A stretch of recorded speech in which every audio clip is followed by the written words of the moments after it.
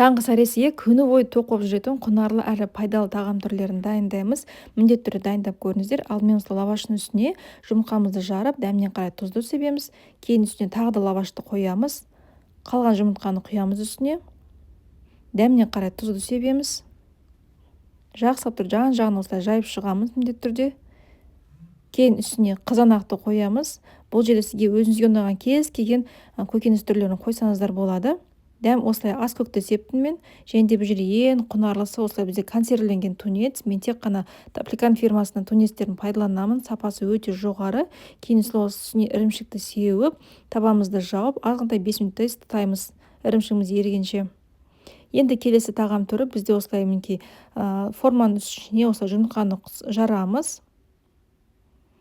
Үстіне дәміне қарай тұзды себеміз. Тунецті саламыз ішіне. Қалғанша көбек салсаңыздар болады, толтырып. Кейін ішіне көбектеп тұрған болгар бұрышын салдым. Үкіштен өткізілген ірімшікті салып, жанына аз көк қойсаңыздар болады. Қызып тұрған пеште 180 градуста 15 минуттай пісіріп аласыздар. Міне осымен біздің пайдалы тағамдарымыз дайын, өте дәмді, ерекше, тойымды болып шығады. Міндетті түрде дайындап көріңіздер. Мына жұмыртқаны қарасаңыздар, ешқандай пісірмей, қуырмай ұсынамыз. Ұстаған оразаларыңыз қабыл болсын.